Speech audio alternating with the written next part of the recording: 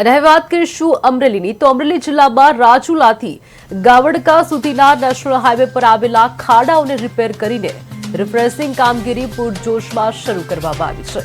દિવાળી પહેલા માર્ગો ચકાચક બને તે માટે નેશનલ હાઈવે ઓથોરિટી દ્વારા કામગીરી શરૂ કરાતા વાહન ચાલકોમાં આનંદ છવાયો છે। અમરેલીના સાંસદ ભરત સુતરિયા અને સાવરકુંડલાના ધારાસભ્ય મહેશ કસવાડાએ જાતે કામગીરીનું નિરીક્ષણ કરીને અધિકારીઓને માર્ગદર્શક સૂચનો આપ્યા હતા।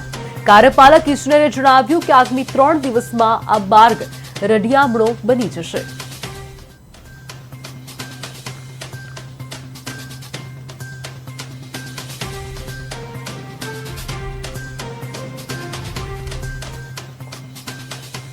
અત્યારે આ કામગીરી છે આપણે નેશનલ હાઈવે 351 પેકેજ 2 ઉપર ગાવડકાથી લઈ અને રામગઢ સાવરકુંડલાની બાજુમાં ત્યાં સુધી અત્યારે હાલમાં મેન્ટેનન્સની કામગીરી ચાલુ છે, જેની અંદર સંપૂર્ણ 51 કિલોમીટરના રસ્તાની અંદર તમામ પેચ તથા પેવરથી પટ્ટા મારી અને સંપૂર્ણ રોડને 2 થી 3 દિવસની અંદર વ્યવસ્થિત રીતે જરૂરિયાત મુજબનો મોટેબલ કરી નાખવામાં આવશે।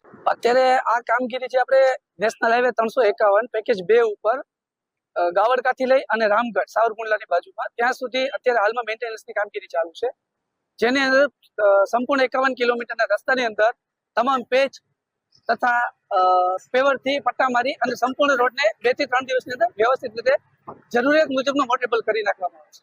અત્યારે આ કામગીરી છે આપણે નેશનલ હાઈવે 351 પેકેજ 2 ઉપર ગાવડકાથી લઈ અને રામગઢ